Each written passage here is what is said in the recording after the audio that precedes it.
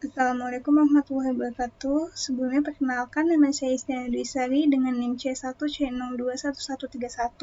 Di sini saya akan memaparkan materi teknik pengambilan sampel sebagai tugas dari mata kuliah metodologi penelitian.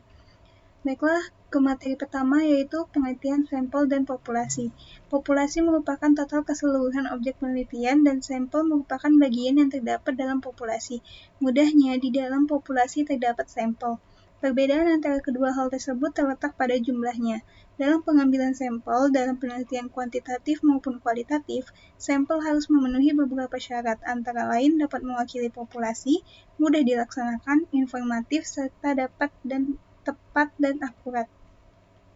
Kegiatan pengambilan sampel dapat dilakukan ataupun tidak dilakukan dalam suatu penelitian. Terdapat beberapa kondisi yang membuat penelitian membutuhkan pengambilan sampel dalam suatu populasi. Yang pertama adalah ukuran populasi yang terlalu besar. Yang kedua, efisiensi dari segi biaya. Yang ketiga, ada efisiensi dari segi waktu. Yang keempat, sumber daya menjadi lebih efisien. Dan yang kelima, penelitian tidak mungkin menggunakan populasi. Selanjutnya ada pengertian teknik sampling. Teknik pengambilan sampel terbagi menjadi dua jenis, yaitu random sampling yang disebut juga sebagai probability sampling dan non-random sampling yang juga dikenal sebagai non-probability sampling. Penentuan dan pengambilan sampel harus sesuai dengan besar kecilnya sampel yang digunakan sebagai sumber data yang sebenarnya, dengan memperhatikan sifat dan persebaran populasi sehingga sampel yang dihasilkan bersifat representatif atau mewakili populasi. Selanjutnya ada tujuan teknik pengambilan sampel, yaitu tujuan peneliti mengambil sampel adalah untuk memperoleh informasi tentang objek penelitian dengan hanya mengamati sebagian dari populasi. Selain itu, tujuan pengambilan sampel dalam penelitian adalah untuk menghemat biaya, waktu, dan tenaga, serta menghasilkan informasi atau makna yang lebih akurat dengan kondisi yang masih baik. Selanjutnya ada tahapan teknik pengumpulan sampel. Yang pertama ada mendefinisikan populasi yang akan diamati. Yang kedua menentukan ukuran sampel. Yang ketiga menentukan kriteria sampel. Yang keempat menentukan metode sampling yang tepat. Yang kelima melakukan pengambilan sampel. Dan yang keenam melakukan pemeriksaan ulang pada proses sampling. Jenis teknik pengambilan sampel. Teknik pengambilan sampel secara kasar dibagi menjadi dua area, yaitu sampling probabilitas dan sampling acak, yaitu teknik sampling acak dan non-probabilitas atau non-random sampling, yaitu teknik yang tidak disengaja. Masing-masing teknik ini memiliki variasi lainnya. Yang pertama di probability sampling, teknik sampling ini merupakan pengambilan sampel yang dilakukan secara random atau secara acak. Teknik pengambilan sampel ini yang menawarkan peluang sama untuk setiap unsur atau anggota populasi yang dipilih sebagai anggota sampel. Sampling probabilitas dibagi menjadi 5 jenis, yaitu pengambilan sampel acak sederhana, pengambilan sampel acak sistematis, pengambilan sampel acak berstrata, pengambilan sampel acak berdasar area, dan multi-stage sampling. Yang pertama ada pengambilan sampel acak sederhana atau simple random sampling. Terdapat 3 cara dalam menggunakan teknik ini, yaitu cara undian, cara tabel bilangan random, dan dengan menggunakan komputer untuk mengacak, misalnya dengan bantuan SPSS. Teknik ini memiliki keuntungan mengurangi bias atau mendukung anggota populasi tertentu dan memungkinkan peneliti untuk menentukan apakah suatu penelitian memiliki kesalahan standar atau kesalahan standar, sedangkan kelemahan teknik metode ini adalah rendahnya jaminan pengacakan sampel yang dipilih karena representatif atau dapat mewakili populasi sasaran. Selanjutnya ada pengambilan sampel acak sistematis atau systematic random.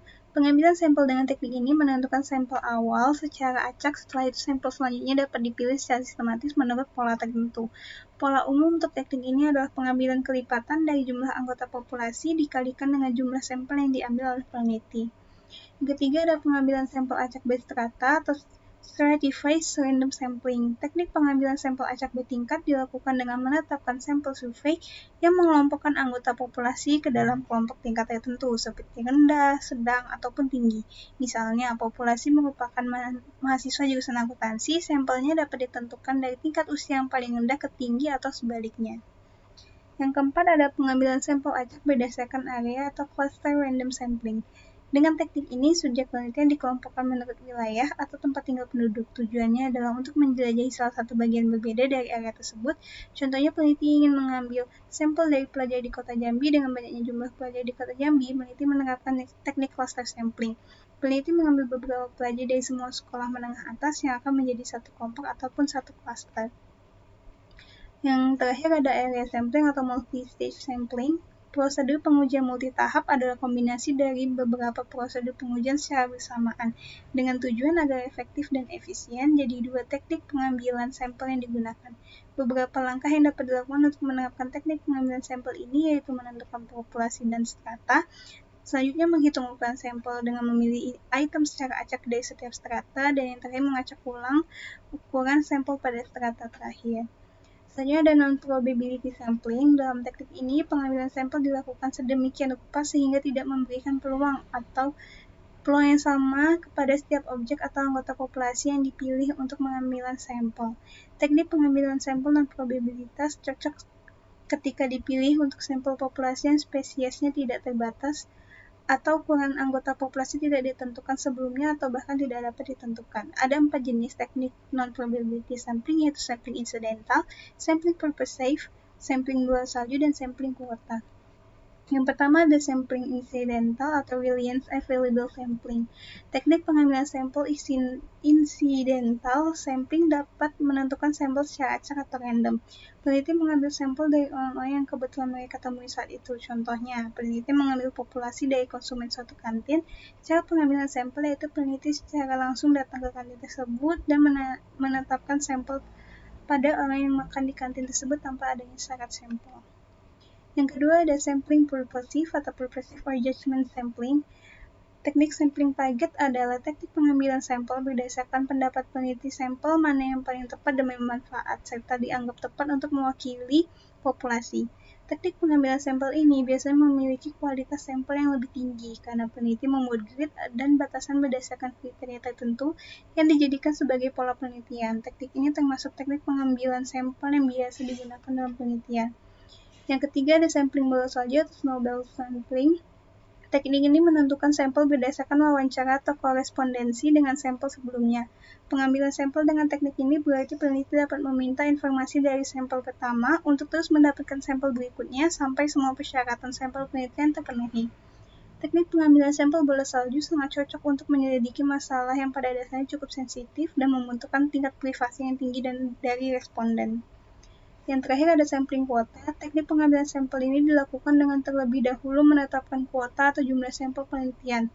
Prinsip penentuannya sama dengan pengambilan sampel, namun peneliti harus menentukan terlebih dahulu jumlah sampel yang mereka perlukan.